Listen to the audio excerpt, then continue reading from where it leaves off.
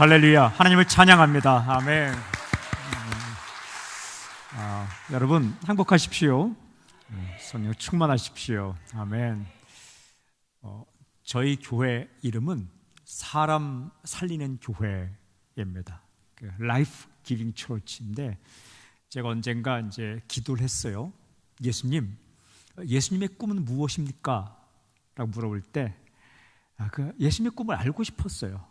그래서 예수님께서 가지고 있는 꿈을 따라 내가 살고 목회하면 그게 제일 좋은 목회요, 그게 제일 좋은 인생이겠다. 근데 기도하는 가운데 주님께서 저에게 사람을 살리고 싶다 이렇게 말씀해 주셨어요. 그래서 제가 주님의 꿈은 사람을 살리는 거구나 해서 이렇게 목회하다가 이제 한국에 와서 교회를 개척할 때 교회 이름을 무엇으로 지을까 했는데, 저를 이제 담당해 줬던 그 신학교 교수님하고 이제 커피를 마시면서 이야기하는데,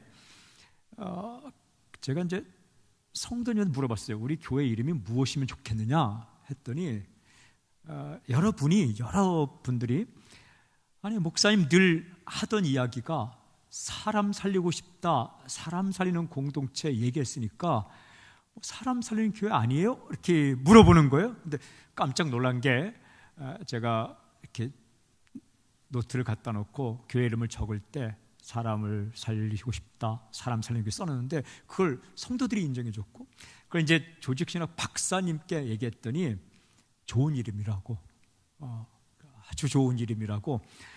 그래서 요즘 이제 뭐든지 이름을 지을 때는 이렇게 직접적인 이름을 많이 지니까 괜찮다고 해서 이제 그 이름을 지었죠. 그런데 기도하는 제목 분명합니다. 우리 교회 오는 사람을 살아나게 해주십시오 했는데, 그 이제 오시는 분들이 하는 얘기가, 목사님 저 우리 교회 와서 살아났어요 라고 말할 때 제일 좋더라고요. 그래서 목회를 하고 있는데 재미있게 하고 있습니다. 재미있다는 것은 행복하게, 즐겁게. 그런데 우리 가재울 성천교회에서 저녁 오후 예배 때 말씀을 전할 수 있냐? 저는 무조건 예스 합니다. 그래서 오늘 아침에 예배를 드리고 또 이제 선교에서 바자회 하는데 국수와 유부초밥을 이제 먹는데, 얼른 로비에서 먹자마자 차를 타고 와서 목사님과 이렇게 이야기 나누고 예배 참석하게 되는데, 예배 이렇게 찬양하는데 너무 좋습니다. 주님 뜻대로 살기로 했네. 그리고 또 지금 부른 이 특송곡은 장한희 사모님의 이렇게 곡인데, 제가 좋아하는 곡입니다. 행복이라는 곡. 아주 좋아하는 곡인데, 그 남편 되시는 목사님이 아내 사모님을 생각해 볼 때 화려한 길을 접어두고 이렇게 사모의 길을 겪는 걸 보면서 시를 쓴 겁니다. 화려하지 않아도 이렇게 아름답게 사는 삶이 행복이지 않느냐. 그 아내의 인생을 보고 썼는데 우리에게 딱 맞는 곡이고, 참 은혜가 되었어요. 그리고 소리가 얼마나 큰지 예배당 가득히. 이게 다 은혜고 뭐든지 다 행복이고, 저는 오늘 주일 우리 교회에서만 설교할 수 있는데 이렇게 가재울 성천교회 와서 또 오후에 이렇게 메시지를 전할 수 있음이 얼마나 이게 은혜고 복입니까? 제가 묵상한 말씀을 나눌 때에 여러분에게 은혜가 되고 또 그걸 가지고 기도하고 사건으로 일어날 줄 믿습니다. 시편은 노래입니다. 시편은 노래입니다. 누가 부른 노래인가? 인간이 부른 노래입니다. 사람이 하나님을 향해 부른 노래가 시편이에요. 근데 제가 시편을 1편부터 150편까지 쭉 읽는데 이런 마음이 들었어요. 이 시편은 인간이 하나님을 향해 부른 노래이기 이전에 하나님이 인간을 향해 부른 노래가 시편이로구나 라는 생각이 들었어요. 이 구구절절이 하나님께서 먼저 인간을 향해 부른 노래인데, 그걸 들은 사람, 은혜를 받은 사람, 아버지 마음을 안 사람이 다시 하나님께 부른 노래가 시편이더라고요. 그래서 이 시편을 쭉 읽어보니까 도대체 이 시편에서 가장 중요한 곳이 어디일까? 여러분, 히브리 사람들, 유대 사람들은 글을 쓸 때에, 유대선 글을 쓸 때에 이 히브리어를 공부해 보면 단어 하나하나마다 남성인지 여성인지, 주격인지 소유격인지, 과거인지 현재인지, 그러니까 성, 수, 격, 이렇게 뭐 남성, 여성, 단수, 복수, 뭐 1인칭, 2인칭, 3인칭, 혹은 이런 과거, 현재, 미래 이런 것들이 한 단어에 다 들어가 있습니다. 그 단어를 딱 보면 그 단어에 다 들어가 있는데 이 단어를 앞에 갖다 놔도 되고 뒤에 갖다 놔도 상관이 없어요. 저 멀리 갖다 놔도 그 단어에 남성인지 여성인지 주어인지 목적어인지 1인칭인지 2인칭, 3인칭인지 과거인지 현재, 미래인지가 다 들어있기 때문에 아무 데 갖다 놔도 그 단어가 자기 가치를 가지고 있어요. 그래서 이제 순서를 바꿀 수 있는 거죠. 그래서 가장 중요한 단어를 어디다 갖다 놓는가? 맨 앞에 갖다 놓습니다. 맨 앞자리에 갖다 놓습니다. 가장 중요한 단어를. 우리는 뭐 나는 뭐뭐 했다 했는데 그게 맨 앞에는 나는 오지만 그냥 밥을 뭐 먹었다, 뭐 점심때 이런 단어, 나는 점심때 밥을 먹었다는데 가장 중요한 단어를 맨 앞에 갖다 놔요. 이걸 바꾸면 우리나라면 이상하죠. 밥이 나를 먹었다 이렇게 되는데 히브리 말은 그렇지 않아요. 그렇다면 시편 1편부터 150편까지에서 제일 앞에 있는 시는 몇 편일까요? 어려운지 않은 질문이에요. 1편이죠. 1편. 1편이 1절부터 6절까지 있는데 1절부터 6절까지 가운데 가장 앞에 있는 절은 몇 절일까요? 어렵지 않죠? 1절이에요. 그렇다면 1절 가운데 여러 단어가 있지만 가장 앞에 있는 단어가 무엇일까요? 그게 복이에요. 복. 우리 성경이 잘 번역했어요. 시편 1편부터 150편까지가 굉장히 긴데 이 긴 노래 가운데 가장 맨 앞에 있는 단어는 복이라는 단어입니다. 아슈레, 복이 있는, 아슈레, 복이 있는. 이 아슈레라는 이 히브리 말을 정확히 찾아오면 복잡하지 않고 행복한 이런 의미예요. 행복한. 그러니까 이 시편 가운데 가장 중요한 단어는 행복한. 여러분, 이것이 하나님의 노래예요. 사람을 만들고 사람을 사랑하는 하나님께서 당신을 향해, 저를 향해, 우리를 향해, 또 우리가 담당하는 학생들을 향해 부르는 노래 첫 소절은 뭐냐면 행복한, 이런 노래예요. 나는 내가 행복했으면 좋겠어. 이게 하나님의 노래예요. 제가 요즘 절실하게 깨닫는 목회자의 노래이기도 해요. 이렇게 로비에서 제가 안내를 하는데, 로비에서 안내를 하다 보면 언젠가 한번 이렇게 한 사람 한 사람 오는 사람들을 이렇게 안내했는데 이런 마음이 들더라고요. 울다 왔구나, 이런 생각이 들었어요. 세상 속에 살면서 때로는 울고 때로는 당황하고, 제 마음 가운데 눈물 닦고 갔으면 좋겠다, 예배 드리면서 그런 생각이 들었어요. 그러니까 하나님의 마음은 이거예요. 나는 내가 행복했으면 좋겠다. 그래서 우리가 하나님의 마음을 안다면, 아버지의 노래를 들었다면, 우리가 정말 나를 위해서, 사랑하는 사람을 위해서 부를 노래는 하나님, 진정으로 행복했으면 좋겠습니다. 이게 하나님을 향해 부를 수 있는 최고의 노래인 거예요. 혹자는 복, 행복, 이거 수준 낮은 거 아니에요. 하나님의 노래인 거예요. 하나님의 노래. 우리를 가식적으로 포장하지 않고 정말 내 속마음을 들어서 하나님께 노래할 수 있다면, 하나님, 행복하고 싶습니다. 이것이 시편의 첫 소절에 있는 노래인 거예요. 저는 먼저 축복합니다. 행복하십시오. 그런데 누가 행복한 사람인가라는 거예요. 누가 행복한, 이 복 있는 사람, 이렇게 시작한 노래는 6절까지는, 또 두 번째 중요한 단어는 맨 끝에 갖다 놔요. 히브리 사람들은 이 끝절에 있는 중요한 단어, 누가 행복한 사람일까? 그게 6절에 있는 여호와께서 인정이라는 말이에요. 여호와는 하나님의 이름이죠. 하나님께서 인정. 누가 행복한 사람인가? 하나님의 인정을 받는 사람이 행복한 사람이다. 인정을 받는다는 건 참 행복한 경험이에요. 저희 교회 이제 아이들이 좀 많아요. 젊은 층들이 있다니까 아이들이 뭐 이렇게 애들이 많은데, 이제 제가 개척 때부터 있었으니까 이 아이들도 저를 다 아는 거죠. 새벽기도 하면 같이 이제 하고 그러니까 한 번은 제가 엘리베이터를 타려고 이제 이렇게 옆에 서 있는데 아이들 모이는 데가 6층이고 제 사무실은 5층이고 예배 장소는 지하 1층이니까 저는 지하 1층으로 가기 위해서 1층에서 갈아타야 되니까 1층으로 내려가기 위해서 엘리베이터 앞에 5층에 서 있고 아이들은 6층에서 끝나고 이제 내려오니까 이렇게 저 5층에 눌렀잖아요. 5층에 문이 쫙 열리는데 아이들이 꽉 차 있는 거예요. 근데 그들이 외치는 말, 담임 목사님이시다! 그러는 거예요. 이 아들이 그래서 와! 행복했어요. 왜냐하면 아주 어린 아이들이 목사님이시다 피하지 않고 담임 목사님이시다 하고 환영하고 인정. 근데 그 아이 중에 여자아이가 목사님 하고 와서 막 안기는 거예요. 막 눈물이 핑 도는 거예요. 그러더니 자기들끼리 얘기는 우리 목사님 똑똑하셔 막 이렇게. 근데 그 마음이 행복하고 특별 새벽기도 40일 동안 할 때에 제가 기독교 세계관을 가지고 한번 설교했는데 진화냐 창조냐, 죽음이란 무엇인가, 아트, 예술이란 무엇인가, 종교란 무엇인가, 과학은 무엇인가 이런 거에 대해서 이제 40일 동안 했거든요.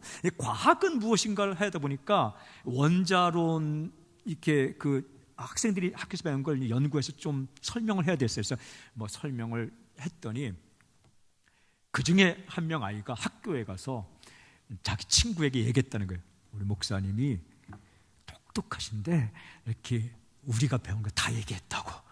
그랬더니 그 아이가 아니라고 했는데 또 우리 그 교회는 맞다고 해서 이제 논쟁이 벌어진 거예요. 창조다 뭐 이렇게. 그랬더니 그 얘기를 이 학생의 엄마가 듣고 그 엄마가 저한테 얘기해 준 거예요. 근데 행복한 거 있죠. 그 교회 학교 아이가 담임 목사를 정말 싫어하지 않고 인정해 줬다는 사실에 지금도 로비에서 있으면 애들이 와서 목사님 하고 이렇게 주먹 인사하고 가고 행복하더라고요. 사람이 인정을 받는 거는 이건 돈으로 살 수 없는 거예요. 그런데 하나님의 인정을 받는다는 것은 정말 행복한 거예요.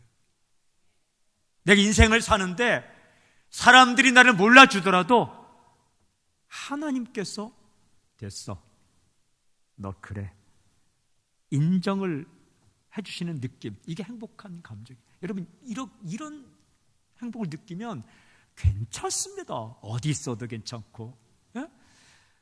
많고 적음, 크고 작음, 이거는 두 번째이고 하나님께서 내 인생에 대해서, 나의 삶에 대해서, 나의 노력에 대해서, 나의 수고에 대해서 이렇게 고마워, 수고했어 라고 인정해 주신다면 지난 과거에 대해서도 은혜로, 현재 현실에 대해서도 감사로 할 수 있는 거죠.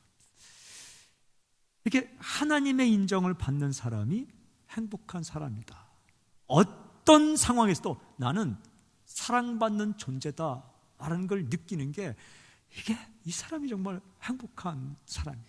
여기 인정이란 단어가 뭘까? 제가 궁금해서 히브리어 성경을 찾아봤어요. 그랬더니 늘 알던 단어로 되어 있더라고요. 야다라는 단어는 굉장히 중요한 단어인데 성경에서 어떤 말로 번역되냐면 알다라고 번역돼요. 알다. 이 단어는 굉장히 중요한 단어인데 남자와 여자가 서로 마음도 섞고 몸도 섞어서 결혼해서 하나가 된다라는 말을 쓸 때 야다라고 해요. 그래서 남성이 여인이 지나갈 때 나는 저 사람을 야다 하면 큰일 나는 거예요. 이게 이제 한번 잤다는 얘기, 그리고 이제 결혼한 상대는 큰일 나는 얘기인데 이 단어가 하나님과 우리 사이에 쓸 때는 하나님이 나를 야다 한다면 안다는 거예요. 안다는 게 뭐냐면 밀어주신다, 하나가 된다, 운명 공동체가 된다, 책임을 지신다, 좋은 것, 안 좋은 것 다 함께한다. 그러니까 눈물도 함께하고 웃음도 함께한다. 이게 야다예요. 내가 울 때 그가 울고 내가 웃을 때 그가 웃는다. 내 슬픔이 그의 슬픔이요, 내 기쁨이 그의 기쁨이다. 내 슬픔이 그의 슬픔이요, 내 기쁨이 그의 기쁨이요. 그게 야다예요. 여호와께서 인정한다면 여호와께서 야다하신다. 여러분, 하나님께서 내 인생을 책임지시고 운명 공동체가 되어서 내가 울 때 하나님이 우시고 내가 기쁠 때 하나님이 기뻐하시고 끝까지 밀어주신다. 그럼 어디 가도 괜찮아요. 창세기에 보면 주와 함께 있는 나그네, 시편에도 보면 주와 함께 있는 나그네. 그러니까 나그네로 살아도 괜찮은데 그냥 주님과 함께 있으면. 영생이 무엇이냐? 영생은 길게 오래 사는 게 영생. 그건 두 번째, 세 번째 의미예요. 그렇게 따진다면 예수님 안 믿고 산 사람도 일단 깨어나서 지옥에 살아도 살아요. 길게. 영생이 뭐냐? 요한복음 17장 3절에 영생은 이것이니 곧 하나님과 그의 아들을 아는 것이니다. 이거 안다는 게 헬라어로 기노스콘데 히브리어 야다예요. 뭐냐면 영생이 뭐냐? 하나님과 한 몸이 된다. 그러면 죽어도 살아요. 왜? 하나님과 하나이기 때문에 주 안에 있으면 그냥 살리는 거예요. 이 사람이 행복한 사람이다. 우리가 살 때에 하나님께서 잘했어, 고마워, 인정하시는 사람이 행복한 사람이다. 질문, 어떤 사람을 인정하실까라는 거예요. 도대체 어떤 사람을 인정하실까? 어떤 사람을 인정할까? 시편을 다시 읽어보니까 복 있는 사람은 악인들의 꾀를 따르지 아니하며 죄인들의 길에 서지 아니하며 오만한 자들의 자리에 앉지 아니하고 오직 여호와의 율법을 즐거워하여 그의 율법을 주야로 묵상하는도다. 답이 나와 있어요. 하나님이 하신 말씀을 좋아하는 사람을 하나님은 인정하신다. 여러분 생각해 보십시오. 사람과 사람과의 관계에도 내가 몇 마디 얘기했는데 내 말을 우습게 한다. 인정할 수 없어요. 말을 할 때마다 말끝마다 그 무슨 얘기야? 그게 콧방귀를 낀다. 사랑할 수 없는 거예요. 하지만 내가 무슨 말을 할 때마다 그래요, 맞아요, 그리고 너무 재밌어요. 유머를 한번 했는데 그것도 유머야? 야, 썰렁하다. 그런데 유머를 했는데 너무 재밌어요. 결혼까지 합니다. 정말 내가 한마디 하는데 남들은 다 웃지 않는데 막 턱을 개고 정말 재밌어요 하면 결혼하고 싶은 겁니다. 결혼까지 안 하더라도 다 주고 싶은 겁니다. 제가 책을 몇 권 썼는데요, 호주에 살다가 한 6년 살다가 다시 한국에 와서 목회하다가 잠깐 호주를 갔는데 쇼핑센터에 갔어요. 쇼핑센터에 갔는데 쇼핑센터에 그 한국 이렇게 그 옷을 아이들 옷을 파는데 딱 보니까 아는 사람이에요. 근데 갑자기 방문해서 제가 갔는데 그 이렇게 계산하는 책상에 제가 쓴 책이 있는 거예요. 그걸 읽고 있는 거예요. 제가 순간 얼마나 감동했는지, 제가 쓴 글을 그 쇼핑센터에 앉아서 바쁜 시간에 읽고 있다? 물건 다 사주고 싶더라고요. 그런 거예요. 하나님께서 하신 이 말씀을 읽고 있다? 하나님이 이 사람을 인정할 수밖에 없고, 하나님이 하신 말씀을 귀를 기울인다? 인정할 수밖에 없는 거예요. 이 여호와의 말씀을 묵상하는 사람을 하나님이 인정하시고, 하나님이 인정하시는 사람은 행복한 인생을 산다. 이 묵상이라는 단어가 뭐냐? 묵상 좀 따분하지 않나? 이거 아무 생각 없이 그냥 눈 감고. 그래서 제가 묵상이라는 단어를 찾아보니까 이게 히브리 말로 하가는 묵상하다로 번역되는데, 사전을 찾아보니까 5가지 의미가 있어요. 첫째는 읽다, 두 번째 듣다, 세 번째는 중얼거리다, 얌성하다, 네 번째는 전하다, 다섯 번째는 살아내다. 읽다, 듣다, 중얼거리다, 전하다는 가르치다고, 그 다음에 살아내다. 자기가 읽고 듣고 암송하고 그리고 남들에게 이것을 이야기하고 자기 삶에서 살아내는 것. 이게 합쳐진 단어가 묵상이라는 단어, 하가인데 이 하가를 묵상이라고 번역했기 때문에 우리는 그냥 눈 감고 생각하는 거, 정적인 생각, 정적인 게 아니라 굉장히 다이나믹한 거예요. 이 말씀을 읽고 듣고 기억하게 암송하고, 그리고 누가 이게 맞아? 하면 이 말이 맞아. 예를 들면 정말 거짓말로 위기를 극복하려고 친구들이 할 때 너는 왜 거짓말 안 시키니? 할 때에 이 사람이 하나님께서 거짓말 시키지 말라 했어. 이게 전하다는 의미, 하가라는 단어예요. 그리고 힘들고 어려워도 말씀대로 살면 하나님께서 역사하실 거야 하고 살아내는 것, 이게 하가인데 프락시스, 실천적인 의미까지 가지고 있는 거예요. 이 사람을 하나님께서 인정할 수밖에 없다. 여러분, 내 말을 조금 들어주는 것도 정말 감동인데, 제가 쓴 책을 읽는 것도 감동인데, 다 해주고 싶은데 하나님께서 입장에 올 때 하나님의 말씀을 소중히 여기고 여호와의 말씀을 즐거워해. 즐거워한다는 것은 거기 기쁨을 두다라는 거예요. 우리 먹을 때 즐겁잖아요. 그런 것처럼 말씀을 읽을 때 즐거워하고 소망을 두고 그것을 읽고 듣고 암송하고 그 다음에 전하고 가르치고 그 다음에 살아낸다. 이 사람을 인정하고 밀어주신다라는 거예요. 이제 아이들 생각에 율법 너무 따분하지, 힘도 어렵잖아요. 율법 딱딱하잖아요. 율법이 무엇일까? 여호와의 율법이 무엇일까? 제가 묵상하는 가운데 율법이란 것을 오늘날의 단어로 옮기면 메시지입니다. 메시지. 우리 휴대폰에 보면 메시지 오잖아요. 이렇게 메시지가 왔습니다. 메시지가 뭐예요? 정보나 지식체계나 혹은 행동에 대한 지침을 주는 게 메시지잖아요. 근데 이 메시지 가운데는 실은 안 좋은 것도 있어요. 무담보 4천만 원 대출, 갑자기 오기도 하고. 근데 유익한 것도 오는 거예요. 근데 메시지 한 통이 오면 고민합니다. 율법은 메시지예요. 메시지가 어떤 메시지만 중요한데, 제가 캄보디아의 아우니치를 매년 갑니다. 올해도 이제 지난주는 베트남 갔다 왔고 이제 8월 되면 캄보디아를 가는데, 한 번은 캄보디아를 가려고 하는데 목회자들, 캄보디아 목사님들을 모셔놓고 한 100명 정도 호텔에 모셔놓고 제가 이제 강의하면서 잠자면서 좀 쉬기도 하는 거예요. 그래서 짐을 제가 어떻게 쌌겠습니까? 강의에 필요한 옷을 쌌죠. 그죠? 캄보디아 분들 앞에서는 흰색, 화이트색 딱 입고 깔끔하게 딱 입고 운동화, 그 다음에 이제 강의에 필요한 노트북 챙기고 다 챙겼어요.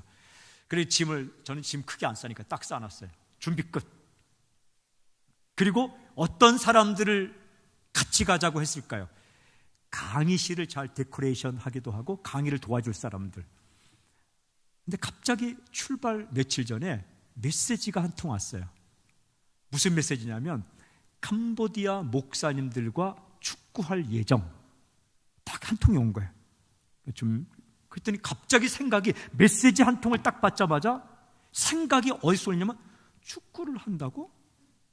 나 운동한 지 오래됐는데, 물론 평소엔 잘했지만 요즘 안 한 지가 오래됐는데, 축구화도 없는데, 축구복도 없는데, 제가 싼 짐을 보니까 축구에 관련 하나도 없는 거예요.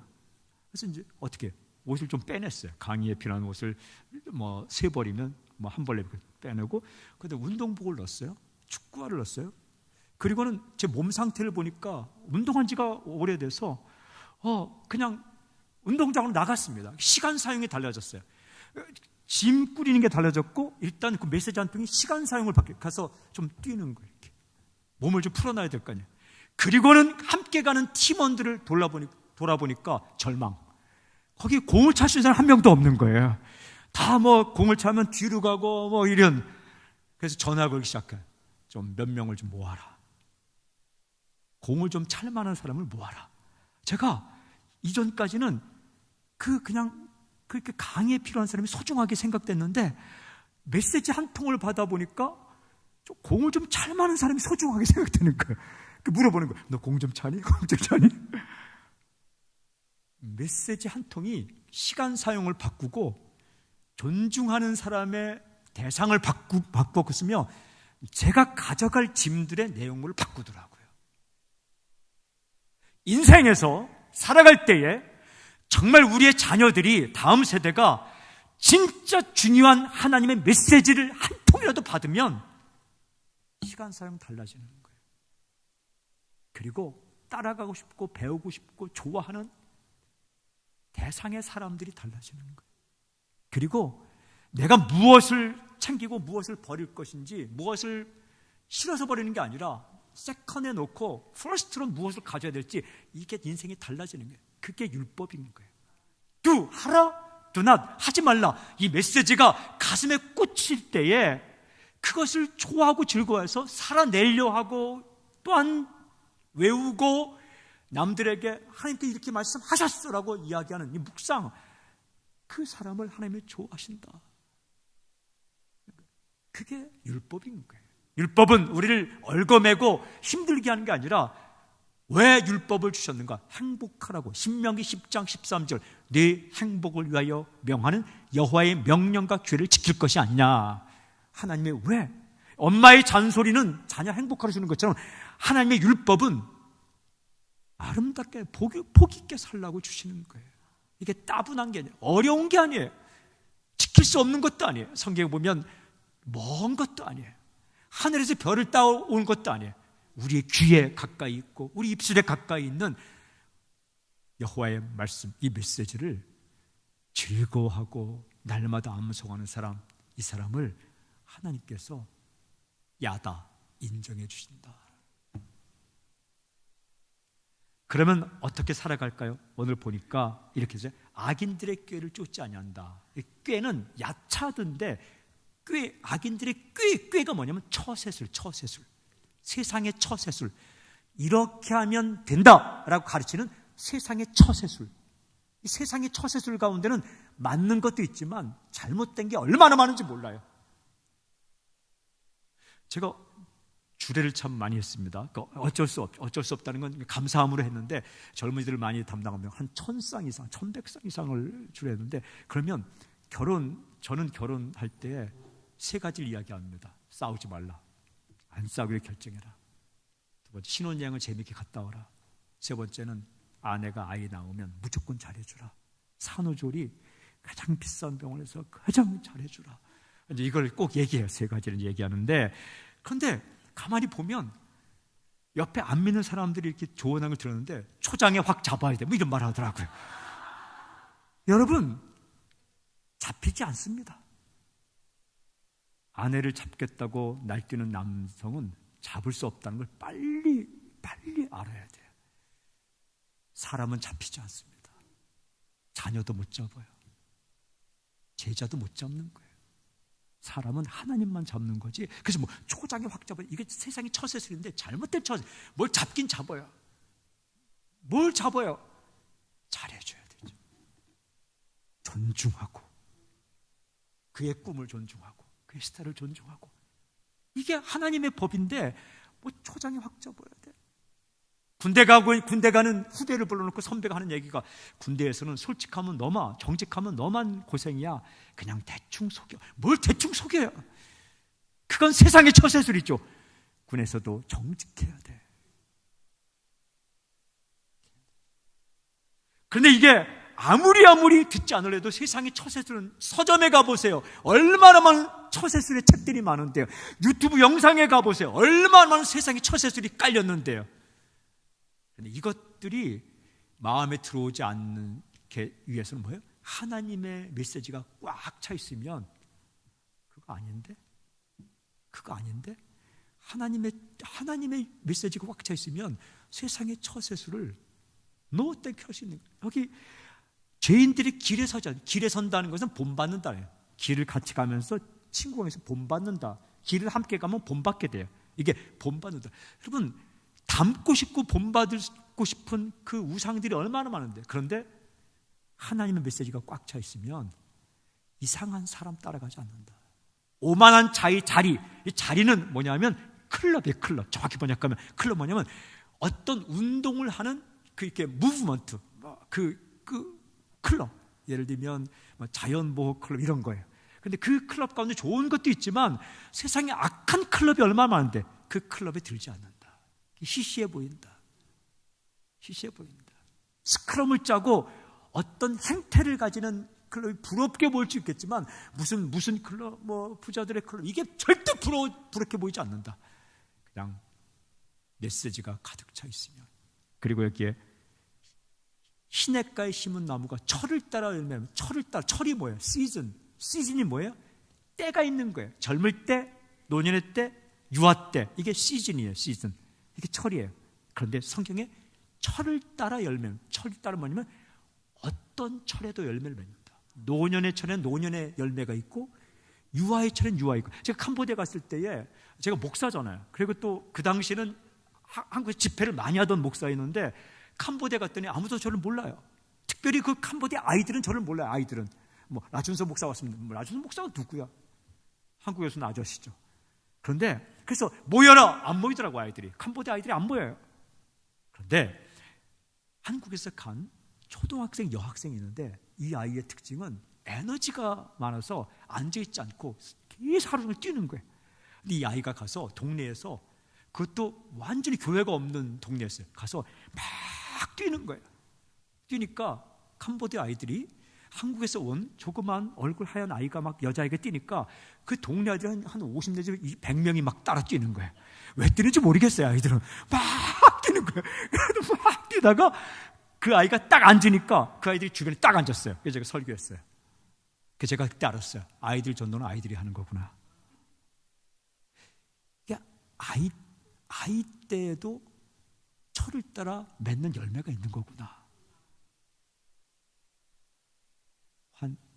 환자 전도는 아파본 사람이 하는 거더라. 캄보디아 목사님 가운데 암이 걸렸는데 신방을 갔어요.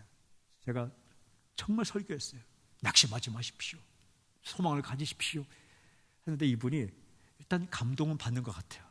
성금도 전달하고, 메시지가 역시 들어가는구나 했는데 다 끝났는데 호주에서 가신 집사님 중 한 분이, 제가 다 끝났는데 목사님 끝나셨어요. 예, 그랬더니 이분이 가서 조용히 손을 붙잡더니 이 한마디 하는 거예요. 아프시죠? 제가 알아요. 저도 암에 걸렸거든요. 많이 아프시죠? 울고 싶죠? 그래도 하나님 의지하면 이길 수 있어요. 딱 한마디니까 그분이 우시더라고요. 야, 이게 목사보다 훨씬 낫구나. 철을 따라 열매를 맺는다는 것은 아플 때에도 열매가 있고, 이게 자리에서 내려앉을 때도 열매가 있는 거예요.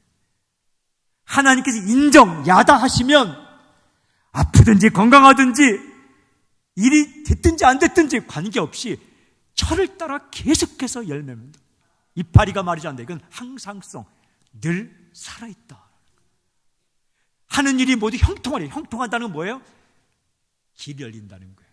형통하다는 건 내 뜻대로 다 된다는 게 아니라 안 된 것 같은데 새로운 길이 열린다. 누가? 하나님께서 길을 열어주신다. 광야에도 길을, 사막에도 강을, 새로운 길을 열어주신다.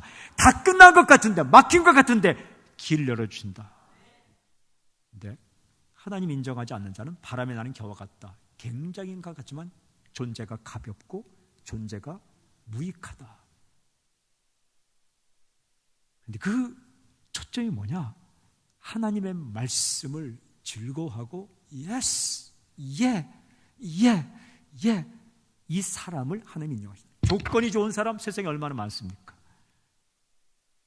그 사람을 인정하는 게 아니라는 거예요. 하나님의 메시지의 인생을 걸었는데 외적인 조건도 있으면 하나님이 그걸 사용하세요.